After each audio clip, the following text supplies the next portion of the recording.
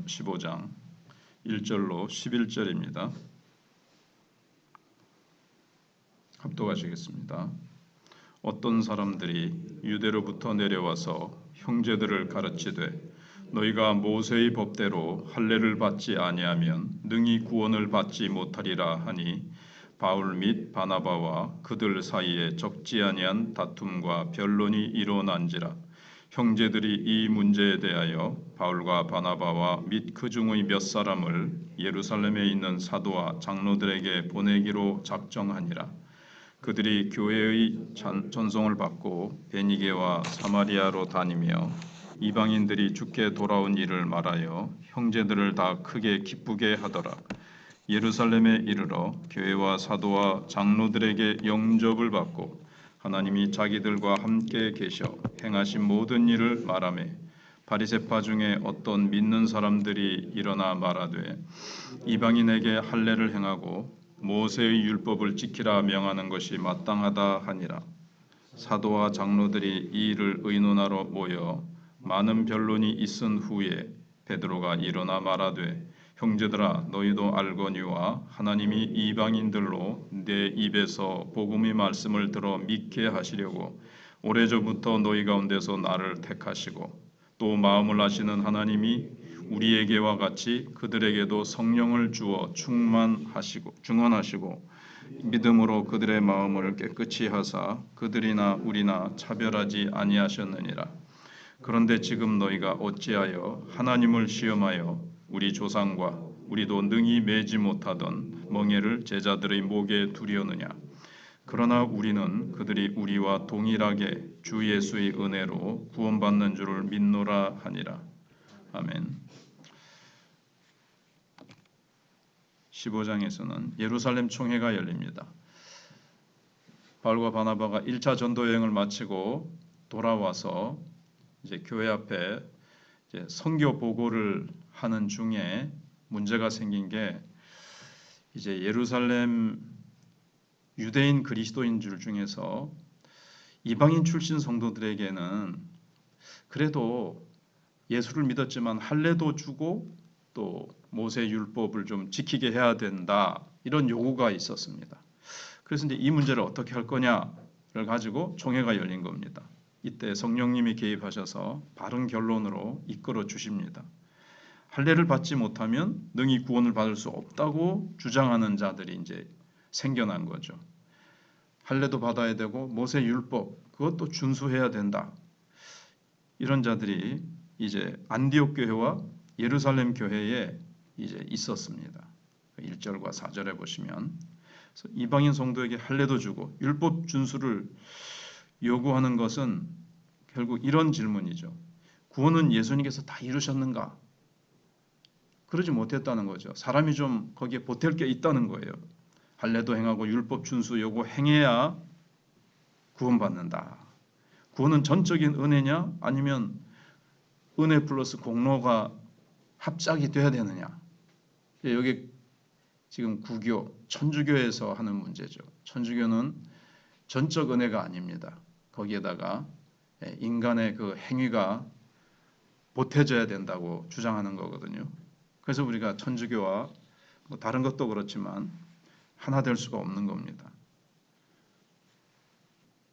그래서 구원은 그리스도인만 되는 거냐? 그리스도인도 되고 동시에 또 유대교도 믿어야 되느냐? 기독교와 유대교가 이렇게 합쳐져야 되느냐? 이런 아주 중요한 문제가 되는 겁니다. 그래서 기독교는 진리 그 자체냐? 아니면 유대교에서 떨어져 나온 한 종파냐? 유대교 안에 있는 한 종파냐? 그래서 예수를 믿었지만 유대교가 원래 뿌리니까 그 율법과 할례를 지켜야 되느냐? 뭐 이제 이런 문제가 아주 복잡하게 얽혀 있는 그런 아주 초대교회에 생긴 중요한 질문이었습니다. 그래서 앞으로 이제 선교의 방향과 그 속도에 관한 문제가 되기도 했습니다. 그럼 앞으로 이제 2차 전도 여행을 떠날 때 이방인들에게 할례도 받게 하고 율법 준수도 하게 해야 된다. 이렇게 주장하는 사람들. 그다음에 이제 바울과 베드로와 사도들은 아니다. 이제 그런 입장이거든요. 예수 그리스도의 은혜로 전적으로 우리는 구원받았으니 할례는 할 이제 필요가 없고 율법 준수는 이제 할 필요가 없다고 하죠. 근데 이제 적절한 수준에서 나중에 목매어 죽인 것과 뭐 음행을 금하고 이제 이런 것들이 있습니다. 그래서 바나바와 바울이 이제 총회에 참석을 합니다. 선교 보고도 하고 지도자들에게 환영도 받습니다. 그게 이제 3절 4절에 나오는 내용입니다. 그런데 더 중요한 과제가 이제 바른 결정이 이루어져야 됩니다. 성령님께서 개입하신다면 아무 걱정이 없습니다. 우리도 살아가다가 정말 중요한 문제, 이걸 이렇게 해야 되는가 저렇게 해야 되는가 잘 모를 때 우리는 성령님 개입해 주셔서 바른 길로 인도해 주십시오.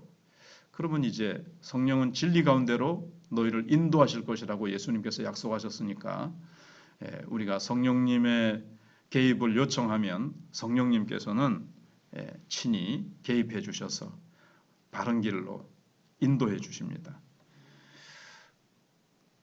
그래서 이제 6절로 11절에 많은 이제 변론이 이제 일어납니다. 이쪽에서 이런 의견을 내고 이쪽에서 이런 의견을 내고 쭉 얘기를 하는데 베드로가 발언을 하는 게 오늘 나오죠. 이방인 성도의 실체가 뭐냐? 세 가지를 얘기하는데 그들은 복음의 말씀을 듣고 믿은 자들이다. 하나님이 자신을 미리 선택했듯이 그들도 미리 선택하셨다. 그게 이제 7절에 나오죠. 자기를 얘기하는 것도 유대인도 말하는 거죠. 유대인만 지금도 유대인들은 골수 유대인들은 자기들만 택했고 이방인들에게는 하나님은 구원에 관심이 없으시다. 전혀 구원의 그 영역이 전혀 아닌 자들이다. 이렇게 이제 그들은 봅니다. 그런데 하나님은 우리만 택한 게 아니라 이방인들도 선택하셨다. 그래서 이제 고넬료 가정에 가서 구원을 베푼 걸 얘기를 하죠. 이제 구원을 주신 걸 얘기하죠. 그래서 그들에게도 이미 믿은 자들에게는 그랬듯이 하나님은 성령을 주셨다. 8절에 성령을 주시는 거 보니까 그들도 믿고 구원의 대상이 되고 하나님의 구원의 영역에 그들도 속한다. 이 얘기를 합니다. 그리고 세 번째로 성령님이 친히 그들도 우리도 다 새롭게 하셨고 성령님이 그들과 우리를 차별하지 않으신다. 9절에 그렇게 얘기를 합니다. 우리가 차별을 하지 하나님께서는 성령님께서는 전혀 차별하지 아니하시고 똑같은 믿음을 주시고 똑같은 은사를 주시고 똑같이 성령의 은사와 구원의 역사를 성령님께서 베풀어 주셨다. 그들에게도 성령을 주시는데 우리가 왜 우리와 그들을 구별하느냐 그렇게 얘기를 하고 베드로가 말을 하는 게 우리도 율법을 지키지 못하는데 그 무거운 멍에를 이방인들에게 또 지우려느냐? 우리가 율법을 지켜 행함으로 하나님 앞에 의롭게 되었느냐? 우리 지켜 행하지 못하지 않느냐? 우리도 지켜 행하지 못하는 율법을 그들에게 왜 무거운 짐을 지우려고 하느냐? 예수님이 왜 십자가를 지셨느냐? 우리가 지켜 행하지 못하는 그 율법 지켜 행하지 못한 죄를 예수님이 대신 지시고 감당하셔서 오직 예수를 믿음으로만 구원받는 거 아니냐 이렇게 얘기를 합니다. 우리 조상도 능히 매지 못한 멍에를 이방인 제자들에게 강요하지 말라. 그것은 하나님을 시험하는 것이다. 우리도 그들도 동일하게 오직 예수 그리스도의 전적인 은혜로 구원받았다. 10절과 11절에 베드로가 그렇게 간절히 이렇게 선포를 합니다. 그래서 구원도 전적인 은혜고 우리가 또 그 이후에 예수 믿고 나서 살아가는 것도 전적인 은혜라는 겁니다. 그래서 베드로의 신앙이 참 아름답습니다. 왜냐하면 성령님께서 베드로의 마음과 베드로의 입술을 주장하셔서 거기에 가장 적절한 진리로 하나님의 뜻을 베드로의 입술을 통해서 그 시간, 그 장소에서 증거하게 하시도록 그렇게 개입하셨기 때문에 그렇습니다. 그래서 우리에게 당연한 건 하나도 없고 나에게 주어진 모든 것이 은혜임을 우리는 또 그렇게 인정해야 되겠습니다.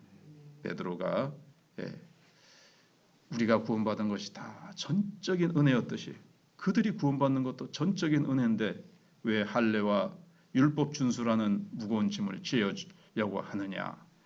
구원은 전적인 은혜다. 그렇게 이제 얘기를 합니다.